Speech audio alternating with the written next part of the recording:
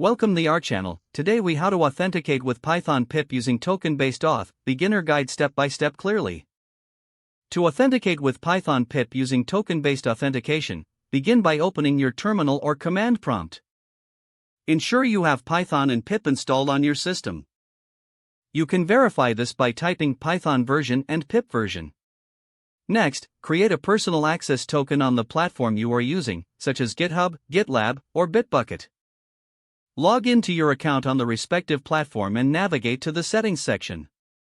Look for a section related to developer settings or access tokens. Select the option to create a new token.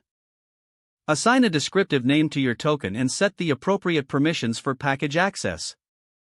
Once created, make sure to copy the token as you will not be able to see it again. Next, you will need to store the token securely for use with pip.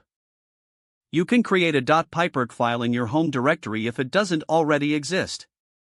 Open the .pyperc file in a text editor. Add the following lines to the file, replacing the placeholders with your actual information.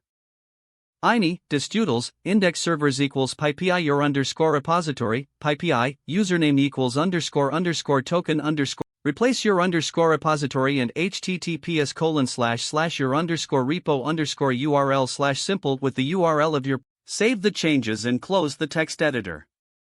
Now, to install a package using pip, you can simply use the install command. Type pip install package underscore name, replacing package underscore name with the actual package you want to install. If your token is correctly set up, pip will authenticate automatically and download the package. For private repositories, make sure to include the extra index URL flag, pointing to your repository's URL if necessary. If you encounter any issues, double-check your token permissions and the .pyperc file for any mistakes. With this setup, you can smoothly authenticate with Python pip using token-based authentication. You're now ready to manage your Python packages securely using pip and your personal access token. If the page does not load, refresh the browser or try again in a private or incognito window. Make sure you are using the correct email address, then retype it carefully to avoid small typos. If your password is not accepted, use the reset option and create a new strong password you can remember.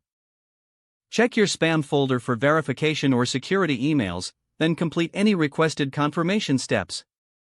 Enable two-factor authentication if available to improve account security and reduce unauthorized access risk.